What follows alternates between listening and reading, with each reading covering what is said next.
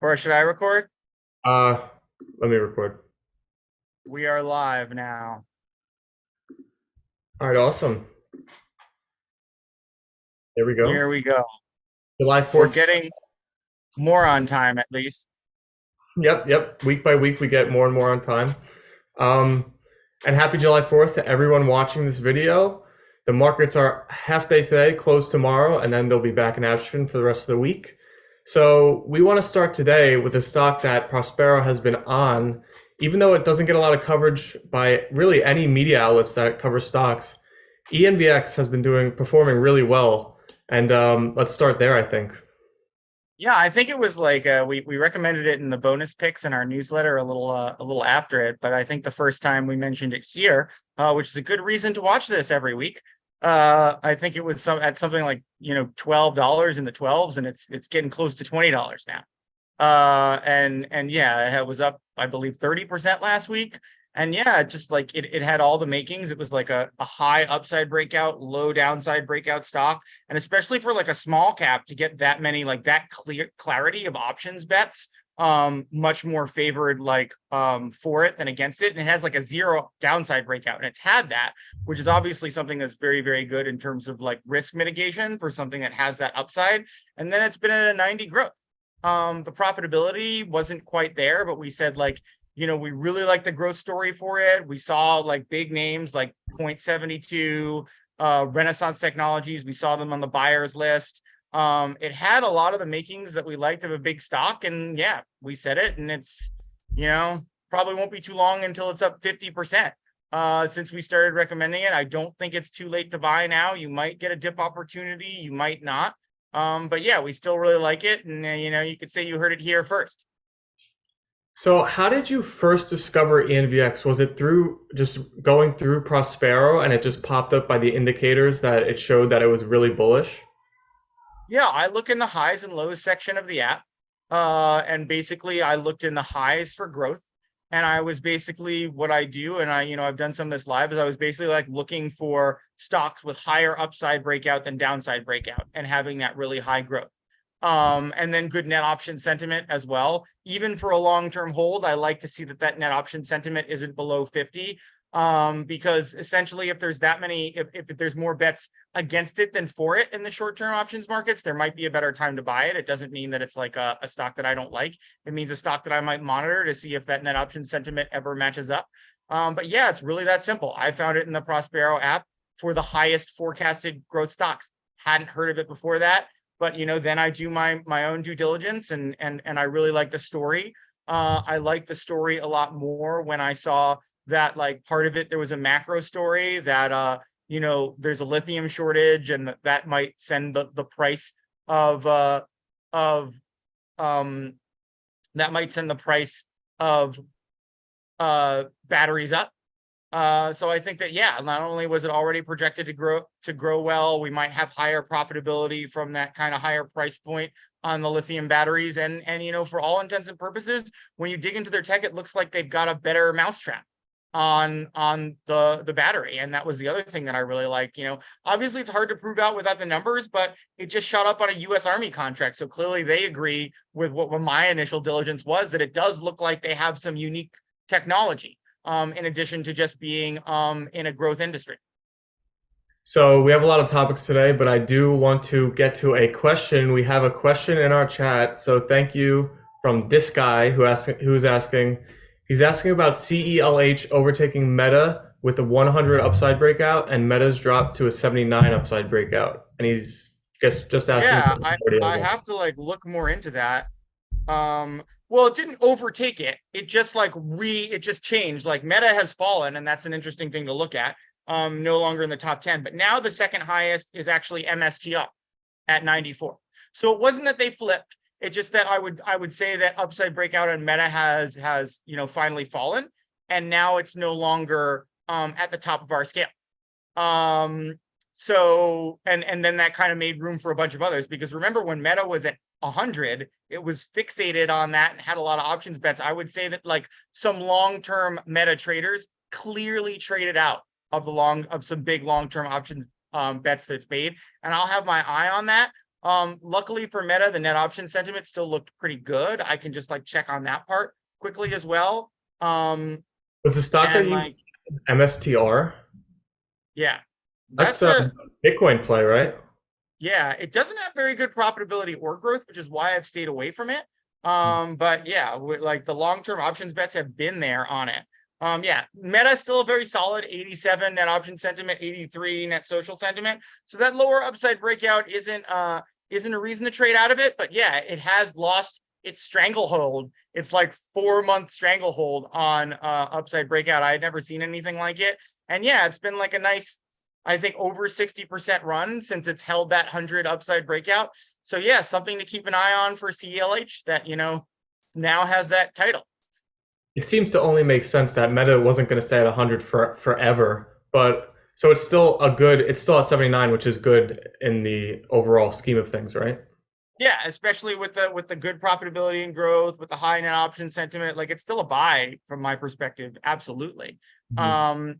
But yeah, nothing like it already stayed at the top of that scale longer than I've ever seen anything stay up there. So it had a nice run, more than you'd expect. There's normally more volatility in that, but yeah, it's like it's a powerful metric, but we might see it go back up. We might have seen some people cycle out of those longer term options bets on Meta, sell them, and they're planning to rebuy when they think the timing's better. Um, but yeah, I think that might be a warning sign that we might be in for a tech dip if someone is trading out of some big long term Meta positions. It might not just be about the stock; it might be that they expect a dip in the tech markets. Mm-hmm. So thank you for asking that question, and I hope that clears it up for you. And if you have any more, just feel free to ask. But so moving along to another tech stock we wanted to cover, because Tesla just released their deliveries and production numbers, and their deliveries beat, and the stock is up today off of that news. So how does Tesla look? Yeah, I mean, we've been holding on to Tesla, even though it did look like downside breakout has been going up, upside breakout has been going down. I wrote about this in the newsletter. I did see those deliveries, and I was saying, I want to see how that shakes out in the market. I'm not dropping it from the newsletter, especially with net option sentiment remaining high. Looks like a very good call. Market responded positively today. And yeah, Tesla's one of those companies that's 73 growth, 61 profitability. So, if we see those kind of really solid, like we talked about, over anything over 130 for those combined numbers is really, really good. That might be enough to make anything a buy. But yeah, if you see an upside breakout higher than downside breakout in addition to that. And by the way, last I checked, Tesla upside breakout was back up to 78. So the long-term options markets responded very well to that report, and you saw people, maybe exiting some of those longer term bets, coming back in solid today. Hey, maybe some of those meta long term bets, they're selling out of those, buying some Tesla because they like that better now. But yeah, Tesla we've loved. It's going to be another, like last time when we first recommended it, it was up 70% when it was fixated near the top of our 100 scale, and it looks like we might have another big winner twice in a year with the same stock. And yeah, that's one of the things. We released our half year numbers yesterday. We're still 123% in excess of the S&P 500, which is absolutely amazing. Obviously, even in our bonus picks, we're 108% above the S&P 500 in 5 weeks. We've unleashed those, and those are actually at a 79% win rate, beating the S&P 500 for the benchmark for the individual stocks. It's just 11 out of 14, but obviously we've expanded our picks to what we would call like riskier bets. ENVX was one of them. Still doing very, very well, and we're glad we did that because really, and part of what we wrote about yesterday, like there's two simple strategies that we're using again and again this year, and that is we take blue chip tech stocks, we try to figure out when they're bottomed out, based on things like upside breakout, net option sentiment, a consistent rise in those values. We time those right. We buy them right. Our biggest gains this year are stocks everybody's aware of: Tesla, Amazon, Alibaba. What's the other one that Meta? I'm forgetting? Meta. Yeah, we were just talking about it and forgot it. Everybody knows those names. We just know the right times to buy them based on our options algorithms, especially, that give us a real clear case when institutions are way more bullish than bearish. Mm-hmm. Yep, that's the amazing thing about Prospero, summed up for sure. And we had one more stock we wanted to cover, which I'm sure all of our viewers of the shorts and these live streams use their products, which is Elf Beauty. So, what are we seeing in Elf? Actually, it's funny. I heard that a TikTok influencer sold out of Elf Beauty products very quickly through one of my sources. Uh, but but yeah, it's uh it's pretty funny that when you see these kinds of things, because we've been seeing like retail, like we've been saying retail is not good, we don't want exposure to retail, but essentially, um when you see a stock like we saw here, where it's like Elf is rising in upside breakout, we saw a really nice straight trend up in net option sentiment with higher lows, which is something that we always look for on those time series graphs. And yeah, it's a really good point that like we mentioned actually the downside in our newsletter. What we've been doing is we've been looking for things with high downside breakout, low net option sentiment, and probably low social sentiment too, in industries we don't like. Industries like banking. I would say retail is another one of them. Energy is another one that we've been looking and targeting. Real estate, anything that touches, and we're going to talk about later, is one of the things we've been targeting. But it's an important lesson. Like, just because we don't like a vertical doesn't mean there isn't value there. And sometimes you can see those opportunities. And if an industry or a vertical is getting hammered a little too much, that could actually create a buying opportunity for a company that's still up and coming. So that's why we mentioned Elf Beauty this week. And yeah, we like the trend. So hopefully we'll if it stays high in net option sentiment, we'll probably be holding it for a bit.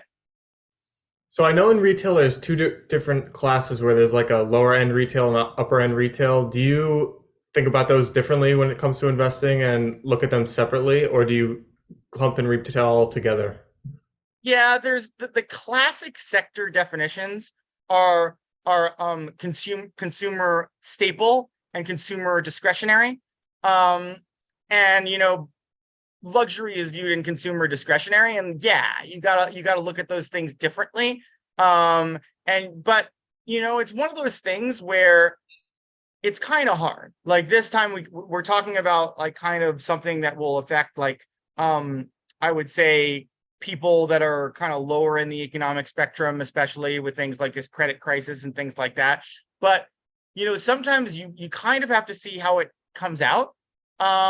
Because like consumer staple on one hand, like that's things like food that people are going to need to buy regardless, versus like luxury items. But you might say that like the people that are in like kind of tech that are seeing their incomes grow might end up buying more luxury items. So it's kind of something that until you actually like get into the recession, you don't always know what's going to be affected more or less. But that is a good point, that they are kind of different. And some brands, there's a term like price elasticity in economics. And that essentially just that's how sensitive people are to prices and price movements. And obviously in different economic conditions, it's different. But yeah, what I would basically say about that is that you never know. You never know what some brands are going to like weather the storm better than others. And there's certainly those classic examples. But in this one, it's even really hard to say what's going to get hit a lot more, because consumer staple tends to do a lot better than consumer discretionary in recessions. But if this is a recession that like affects people with less money a lot more than it affects middle or upper classes, which it might end up, you might see consumer discretionary like weather the storm a lot better. Yeah, I know we didn't mention this or talk about this before, but I think Nike reported last week and they were kind of mixed, not really exciting earnings. I think the stock was like slightly down after. So that's one of those names that's going to be interesting to watch them. What, Lululemon, those types of stocks. Yeah. Yeah, and we'll see. Like, it's one of those things that like our government has already changed the definition of a recession. Like we're technically in a recession already. And they're saying we're not, which I don't know what the reasoning is for that. Maybe just because they can get away with it and nobody's really educated on economics, anymore. But yeah, like part of it is I think we have to see like as I think it was like Grit Capital said household savings is gonna run out in October of this year. So yeah, we might just be seeing where the cuts happen, when and if the cuts come. Hmm. Okay, so moving on to another sector in the market, biotech, which just has not recovered since going through, it kind of boomed in 2020, 2021 area, and then it sold off and never recovered with the market this year. So do we think there's going to be a better second half for biotech, or is it just an unloved space, and what's going on there? I think, the thing about biotech is it tends to have like crazy growth multiples and not that much profitability. If you look at biotech stocks, especially like, mid cap and smaller, they're going to tend to be very high in growth and very low in profitability. So those are very difficult, stocks to predict. And they're almost always going to be like overvalued according to traditional metrics. But that's because like these biotech stocks, they have one big win and the profitability is just like massive, and it totally changes the complexion of these smaller companies. And a lot of times these smaller companies become big companies from one big product. And so I think what we saw was, in the pandemic times, a lot of these companies get even more overvalued than they traditionally do, because everybody's like, oh, biotech, everybody's gonna need to like cure these diseases, and like, and there's gonna be more pandemics coming. But yeah, essentially, it's very much like, what have you done for me lately, market? And as the pandemic has died down, I think like what people are looking for buying opportunities, like tech has become very attractive. And like with biotech, like with the pandemic not being as big of a deal anymore, I think people are like not necessarily seeing biotech. But the second there's any kind of health scare, again, I think we'll see all of those stocks kind of jump up in valuation again. And we're like basically like looking for that. But the other thing is like, you should look like a stock we have as a stock that we like in our model portfolio now is DNA. And that has some very interesting tech in terms of like protein analysis.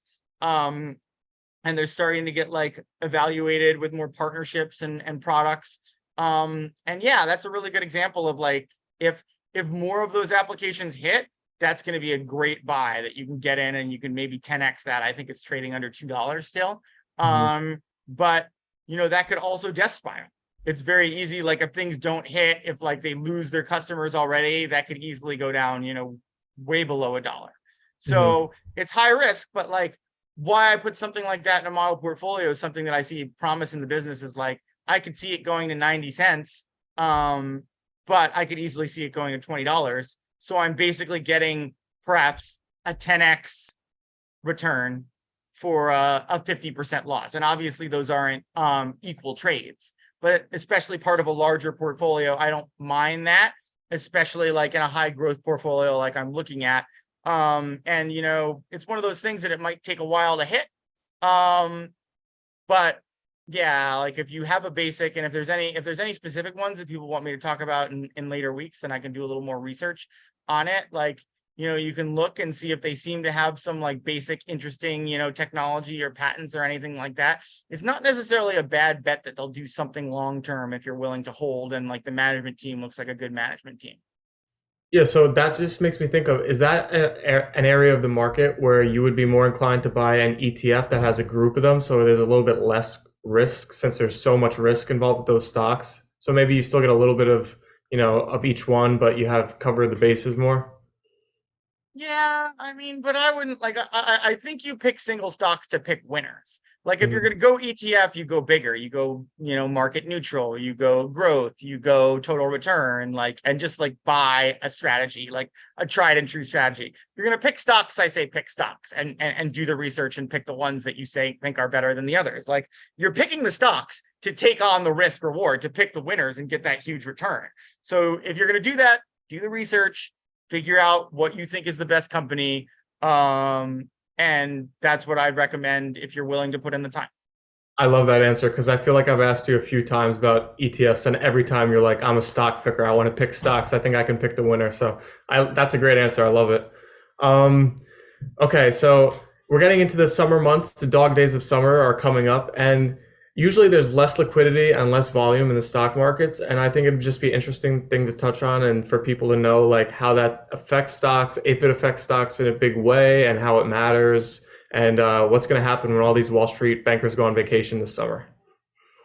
Yeah, I mean, I think that, one of the things that I'm a little nervous about, even like a long-term growth, and I've been talking about it a little bit, it does offer up opportunities for short sellers, where you're essentially looking at, lower volume, less buyers, like, I would say even like a less active, hedge fund market that are like really looking for the good buys, or when things are underpriced, like they might just be letting the robots take over a little bit. So yeah, I would say that like, there's a few things I think that might offer good opportunities for stocks that do end up going down and do end up getting shorted, for you to buy before they kind of pick back up in September. And yeah, we might definitely be seeing, some of those opportunities. But yeah, I would say that that's the big thing that I would expect this summer. You Mm-hmm. might see short sellers, that are spending the time to try and like hit something down to buy it later. Really look at this, like the low volume months, as a big opportunity to do that. So I would say even if you see a stock going down that you really like long term, you might look at that as an opportunity to load up on it more. But yeah, I would say definitely watch option sentiment both on SPY and QQQ, for that, because that'll give you a good idea if there's actually like a bigger downturn coming, or it's just like a bit of a blip where the short sellers are like winning for a few days, or even like a couple weeks, versus something that like might be a larger problem in the market, or kind of like a bull market dip, that's got to be coming sooner rather than later, and we'll talk a little bit more about that in a bit. But yeah, I would say that is the big thing that I would watch out for. Just, both short sellers kind of like winning that battle, and then basically figuring out if that's like an actual something that's going to turn into like, 3-4 bad weeks, or something that's just going to be a couple days. Like that could be the difference between you figuring out a great buying opportunity where you get like something that's like been hammered before it's going to go up for the next couple of years. You're going to get one more opportunity to do that. Or, just being sensitive about getting out of especially options positions, if there's going to be a deeper dip that's really going to make you pay a lot on those. Mm-hmm. And there's sure to be nice vacations for everybody this summer after the first half performance. So we'll see how it plays out over the summer. Okay, so moving on to some more macro type of events. We have rate expectations that just keep climbing, and yet the market is just also just rising or staying steady right in the face of rate expectations going up, when me and you were just talking a few weeks ago how they could cut by the end of the year. So what's happening? How is the market so strong? It's weird, especially like you could think of like just like solid profitable companies doing well even if rates go up. Like that's something that's like, not a ridiculous concept. But I would definitely say that what we're seeing now, where like I think I saw like the next meeting like 2 weeks ago, it was like a 70%, chance of a rate increase, and I think it's now getting up into the mid to high 80s in a few weeks. That's crazy. And also like in the subsequent meetings after that, that should be hitting big tech more, but it's not. And I think that's a testament to like what people actually think of, what's going to happen with these tech companies. And like I talked about it a little bit, and I think a lot of these tech companies on earnings in this quarter are going to guide way up in their guidance, especially like 2, 3, 4 years out. Like that's the only explanation that I can think of why the stocks are doing this well with rate expectations raising, the tech stock specifically. And I think they're just going to be forecasting growth in these, like, I would say, especially the cloud businesses. I'm sure they've already seen an uptick, the big cloud businesses. And then anything involving like, AI, or like, I think a lot of what people have started to price into Tesla is things like the Tesla bot. I've heard more and more people talk about that.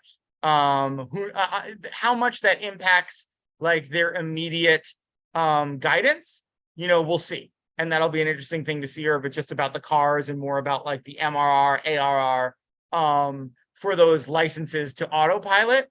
But yeah, I think part of that is just like a demonstrative change, in the way people are viewing AI. And like we even have talked about it being like, oh, like I don't know when these self-driving things going to happen. But I think the conversation is changing so much on AI that, you know, more and more people are embracing it in their businesses, which mean more and more people are going to be embracing it at higher and higher levels. And I think it's just like a big move, like all of this EV progress that's being made.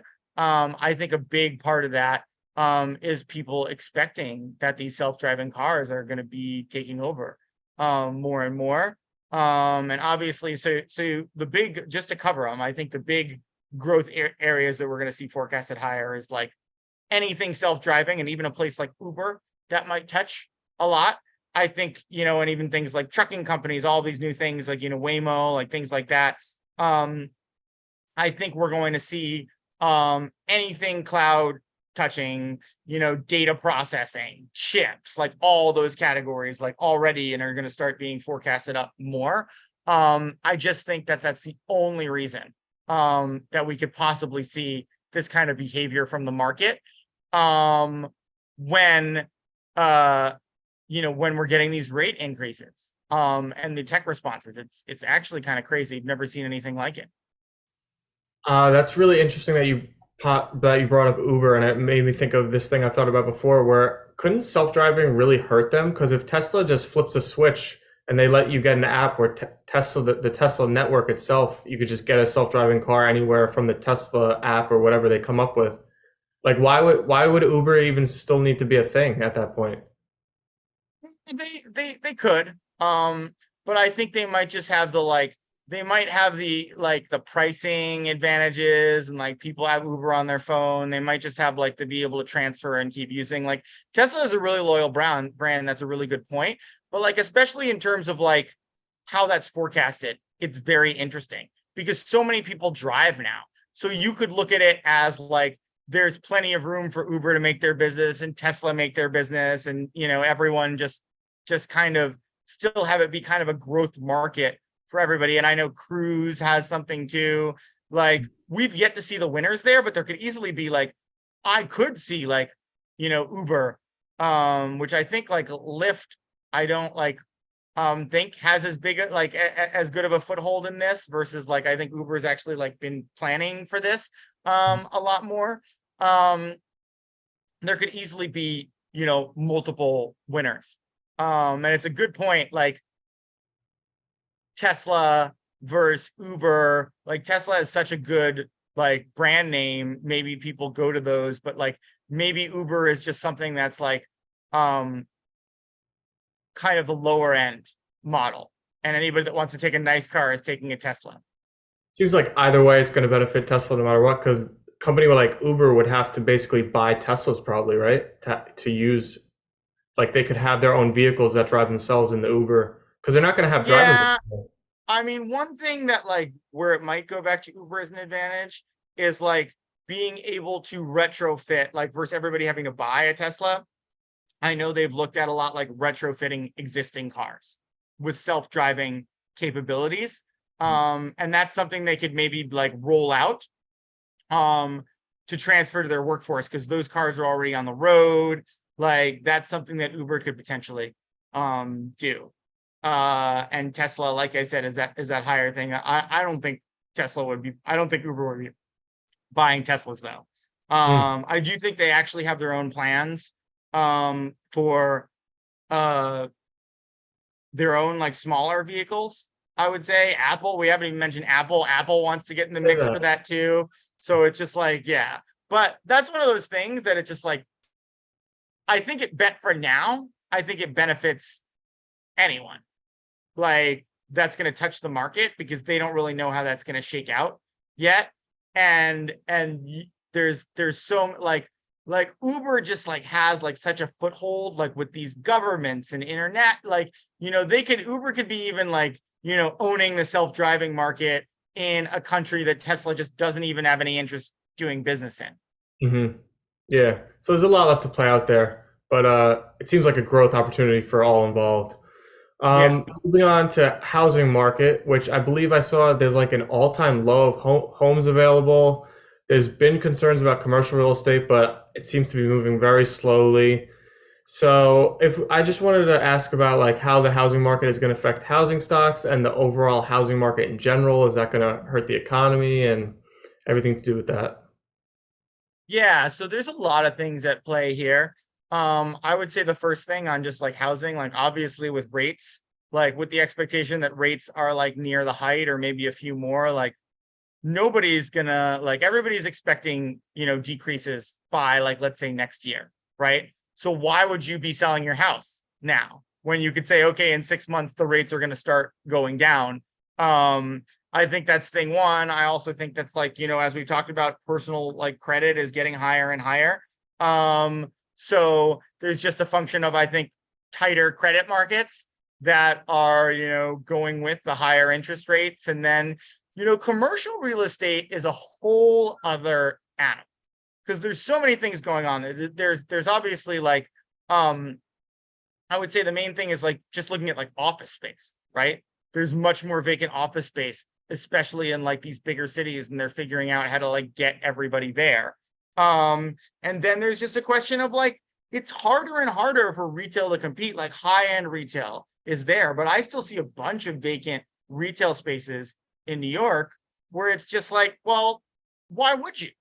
Like, why would you rent out a big retail space when you could just go online? Like the only like the main retail spaces that we see that I see expanding now are successful online businesses that just basically like want a showroom for people to go see their products. But like those work in big cities. There's less and less of a reason to have like your little retail small store in like a smaller like metropolitan area. And like that's the thing about like this commercial real estate stuff, is especially when you get into these bigger and bigger entities. Like there aren't these places that are essentially able to keep expanding, and like that hurts their overall pricing and the pricing of like the surrounding real estate. So yeah, it is really really interesting that we haven't necessarily, and I think part of it too is like people are expecting prices to go down. And I think that like especially like until commercial real estate understands a lot about like where residential real estate is going to go, they might be hesitant to like figure out what is a reasonable cut for their existing stock. And one other thing that I know, I don't know the legislation well enough, but I know as like part of the pandemic relief, essentially these commercial real estate places were given tax breaks to like essentially if you couldn't rent it out, like if you're big enough, you were basically like, no, you didn't get money back, but you could basically get like future tax relief, like based on your vacant areas. And I don't know how long that was for, but it basically incentivized people not to even have like partial rentals or make deals, because basically you were going to get a tax break on the full amount. I don't know how long that lasts for, but I know that is a reason that there was like basically like more vacancies around. And I don't know exactly when how long that lasts, but yeah, we're entering a new world, and I don't really know. Like, I don't really know what's gonna work if like these retail places are just gonna decide that they're willing to take less to keep these places occupied, um, or they change their use, or I don't know. It like maybe you have like stores that start like sharing space where you like create like mini like retail like malls where it's like one area, but you have basically like stores selling different stuff within it. But like I do know that there's a lot of vacant places, and like they um haven't seemed to solve that problem. And especially if they were counting on like like tax breaks that are evaporating and making those costs actually hit. Yeah, could be that we haven't seen the full impact of that yet, and we will. And people say that like it's coming, but like yeah, like we have seen a lot of real estate stocks and REITs get hit already. Who knows how much more is coming? And I think part of that is like, yeah, we don't necessarily know the extent of what's going to hit.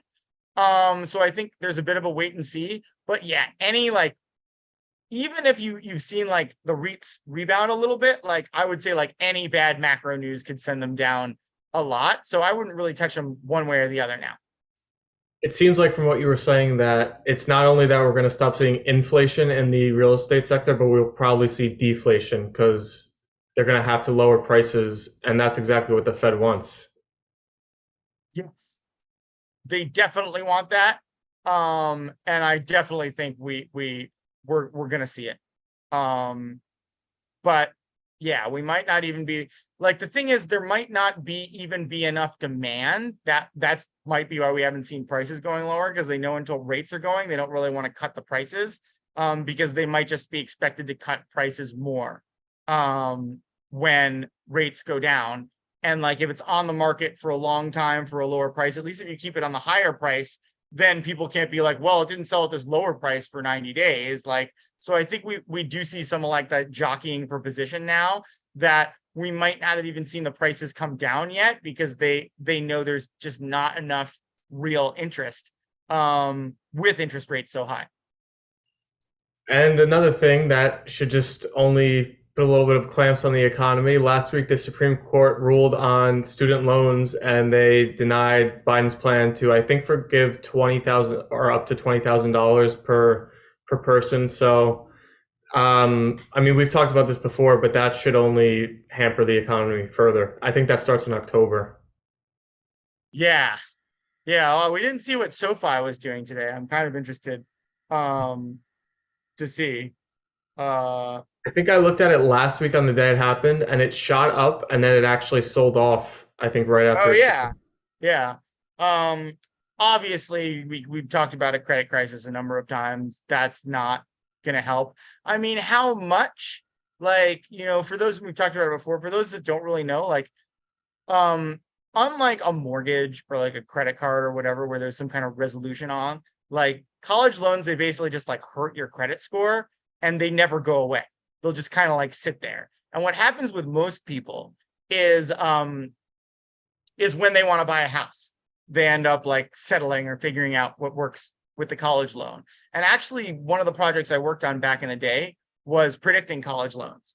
And one of the things that I like, when I first looked at them, I was like, what is going on? This loan couldn't pay for like 7 years and then come back. And that's when I learned basically that mechanism, which actually makes them one of the more interesting pieces of credit ever. But one of the things that I actually did that was super interesting is I looked at, like, we could see the zip codes of the people of the underlying loans, and basically like the best way I could figure out to predict those like random like payment schedules was if someone was like moving to a more and more expensive zip code.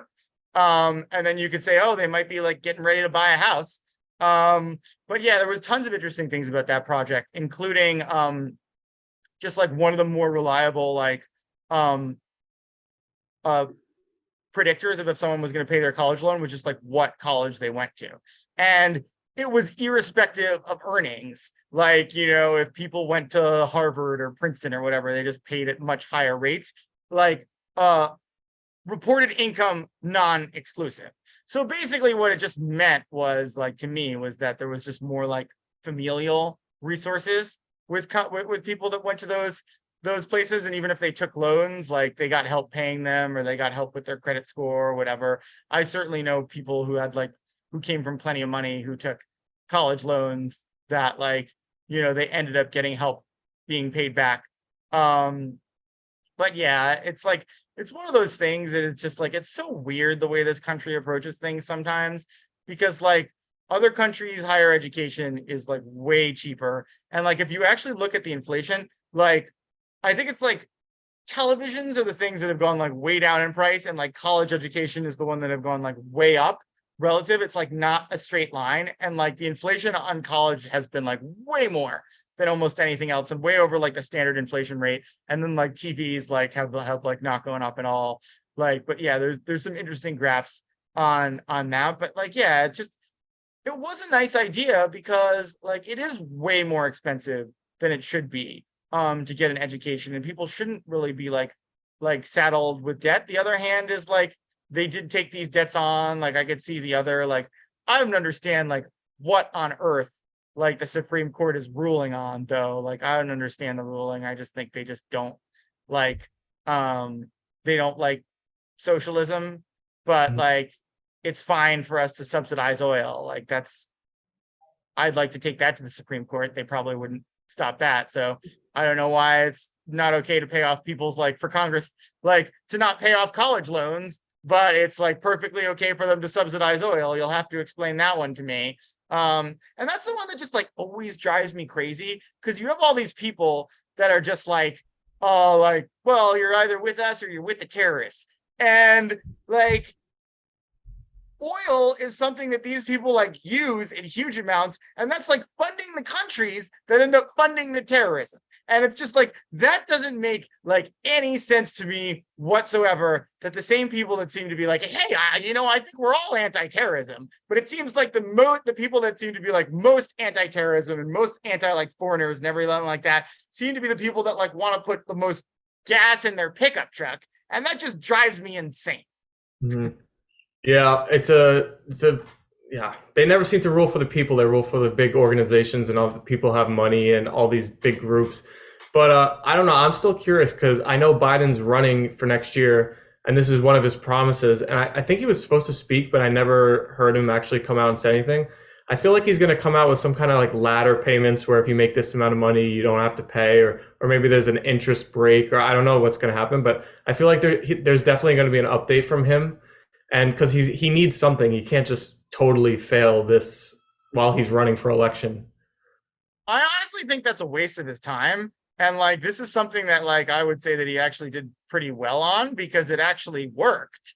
Like, well, he actually like got the legislation passed, whereas like a lot of the stuff that he like promised on like climate, like, didn't do well at all. Like, I feel like he'd be better served attempting to actually like do something more tangible there. Than then, something that I would say he actually did a pretty good job of, actually got legislation passed. Like, to me, I don't think he needs to do anything. To me, that's like something that he followed through on, but that's just how Mhm. I view it. I know that it like other people might view it differently. But yeah, that's definitely like my feeling on it.